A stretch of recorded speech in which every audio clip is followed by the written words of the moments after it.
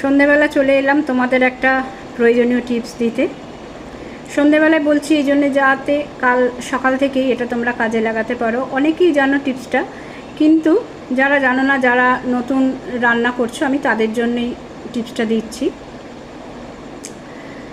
ভাত বসাবার আগে চালটা যখন ধোবে, চালের মধ্যে জলটা দিয়ে মিনিট 15 রেখে দেবে। মিনিট 15 পর দেখবে জলটা বেশ সাদা হয়ে গেছে। তারপরে বেশ কয়েকবার ভালো করে ধুয়ে নিয়ে পরিষ্কার জলটা হলে তখন আরও মিনিট 15 রেখে দেবে। তাহলে মোট আধ ঘন্টা হলো।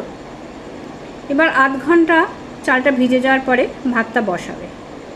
সে ভাতটা ফুটতে দেখবে ঘড়ি ধরে মিনিট 10 মোটামুটি লাগছে, 5 মিনিট কি 10 মিনিট লাগবে। তো সেই 10 মিনিট পরে ভাতটা আরও 5 মিনিট ফুটিয়ে নেবে, টকবক করে হাই ফ্লেমে রেখে ফুটিয়ে নেবে। ফুটিয়ে নেবার পরে সেইখানেই অফ করে ভাতটা রেখে দেবে এবং ভাতের জায়গাটা চাপা দিয়ে রাখবে।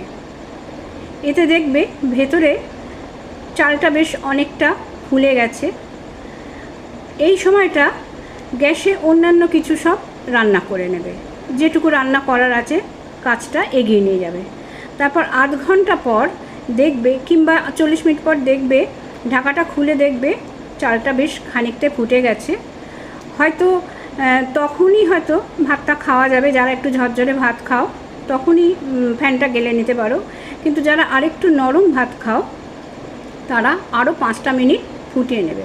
তাহলে বুঝতে পারছো যে ভাতটা হতে 30-40 মিনিট সময় লাগতো, সেই ভাতটা হতে 15 আর 5 20 মিনিট সময় লাগবে। হয়তো বড় জোর আরও 2-3 মিনিট বেশি সময় লাগতে পারে। তাহলে তুমি অনেকটাই গ্যাস বাঁচিয়ে ফেললে, 10 মিনিট কি 12 মিনিট গ্যাসটা তাহলে বাঁচিয়ে ফেললে। আর এদিকে রান্নাঘরে সেই সময়টা অন্য রান্না করে নিলে, ভাতটা যেটুকু সময় অফ থাকলো, তাহলে সময়ও বাঁচলো, গ্যাসও বাঁচলো।